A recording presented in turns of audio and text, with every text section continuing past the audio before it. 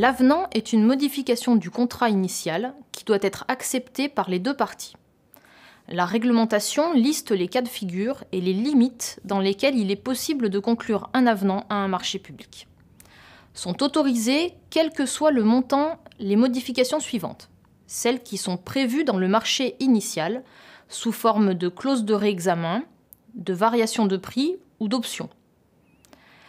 Lorsqu'un nouveau titulaire remplace le titulaire initial du marché public, notamment dans le cas d'une cession du marché public à la suite d'une opération de restructuration.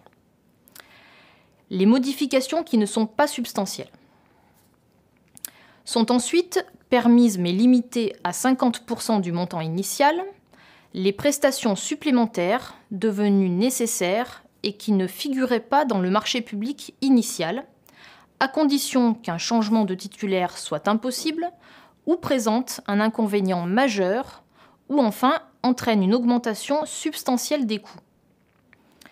Sont permises dans les mêmes limites les modifications rendues nécessaires par des circonstances qu'un acheteur diligent ne pouvait pas prévoir.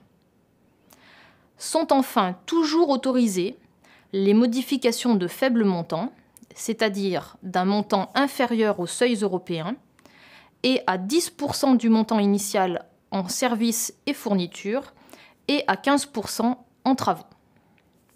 Voyons maintenant les aspects procéduraux de l'adoption de l'avenant. L'adoption de l'avenant doit être précédée par un avis de la commission d'appel d'offres, CAO, lorsqu'il s'agit d'un marché formalisé et que l'augmentation dépasse 5%. Elle doit aussi être autorisée par délibération de l'organe délibérant.